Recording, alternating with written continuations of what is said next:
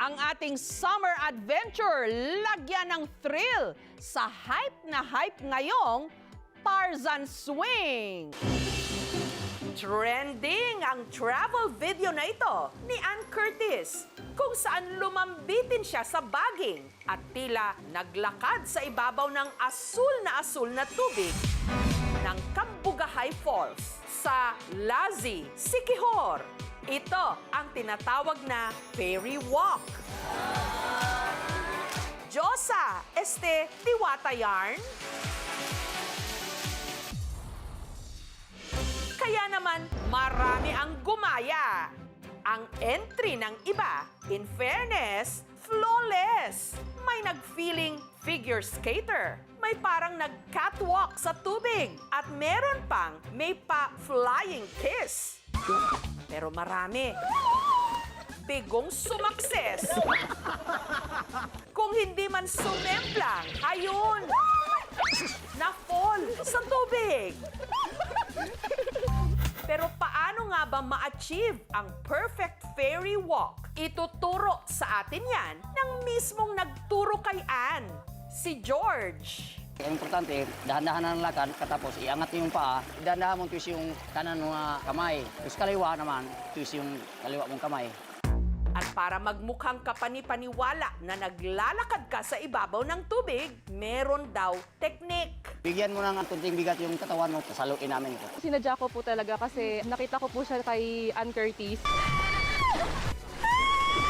Sobrang saya. Di pa nakakaalis. Gusto na bumalik.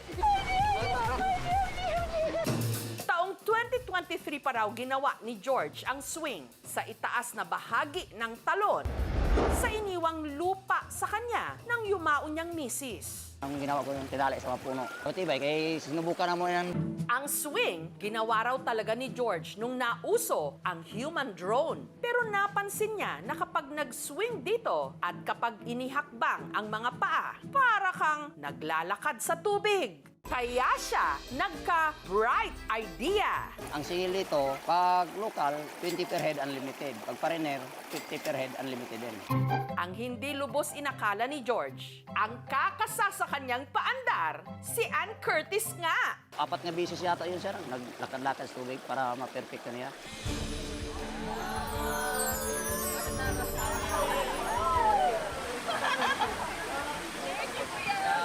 Dati, masaya na raw si George kapag meron silang mga 50 bisita. Pero ngayon, Mga 500 katao. Kumikita ako 6,000 plus na. Malaki ng diferensya. Binabayad ko muna ko sa utang ko.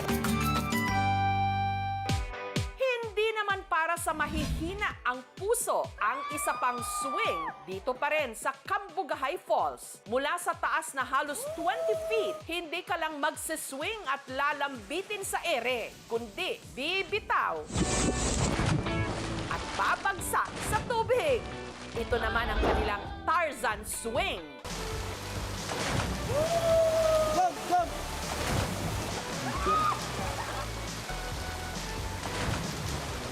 Ang free diving instructor na si Mark Dizon, may baon pang buntot ng sirena. Mermaid instructor po ako. Kapag nagta-travel po ako, kasama na po yung buntot ko. Malakas po trip ko sa buhay. At dahil mabigat para makasampa sa swing, pinagtulungan pa siyang buhatin. May dagdag ka pang 3 kilo na isi-swing at mahirap po siyang i-maneuver.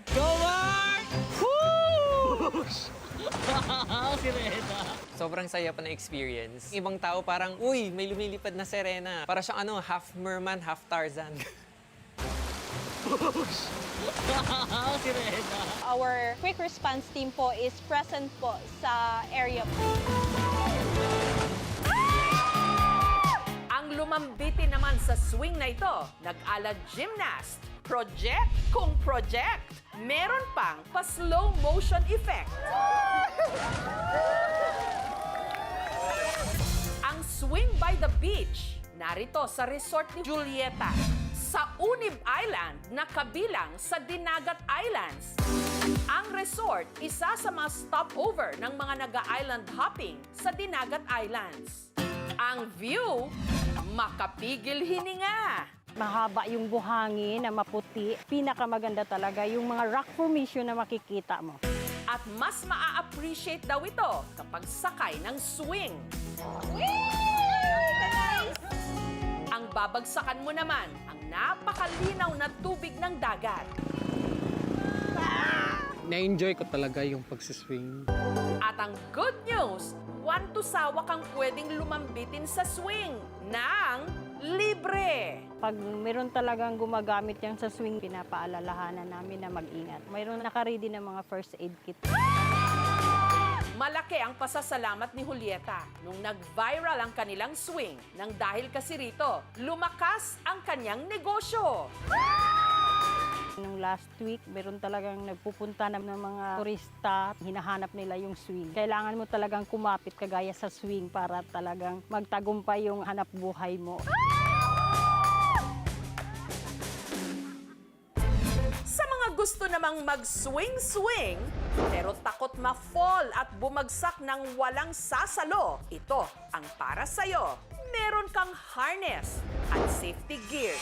Sa taas na hawakan sir. Okay, sige, sige. Ang taas, grabe! 3, 2, 1, pull! Habang iwinawasiwas ka ng pabalik-balik sa kauna-unahang pendulum swing ride sa Pilipinas. Ito ang Drop Zone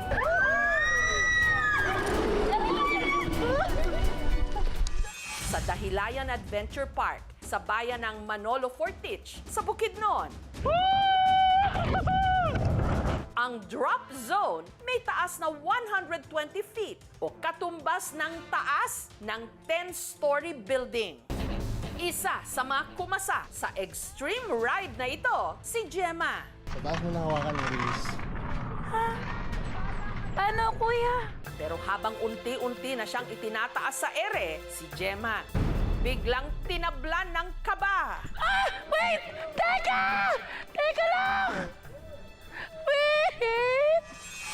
Kaya napagtanto raw niyang ang pagsisisi hindi laging nasa huli,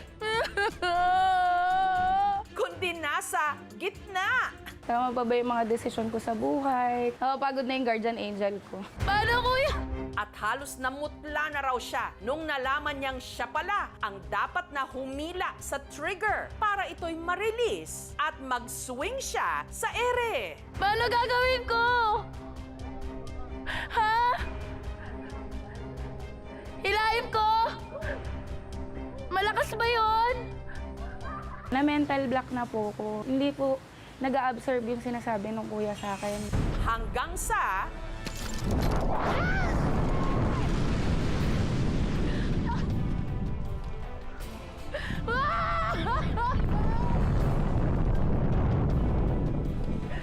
Pag pinapanood mo siya, ang dali lang niya eh, para ka lang nagsiswing. Pero pag ikaw na yung mismo, parang lalabas yung puso mo. Hindi talaga siya recommended sa may mga sakit. Proud naman po ko na nagawa ko yon kasi at least po hindi ko siya sinukuan. Ayoko na. Ang mama mo!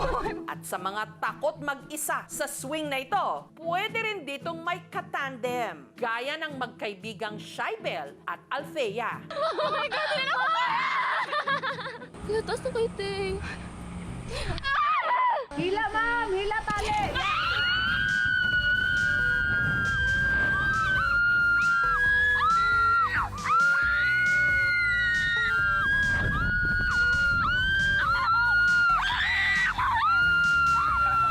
Nakatakot yung sipon ko, lumabas. Every morning, tinicheck namin mga gamit bago kami magpasakay sa mga customer namin. Wait!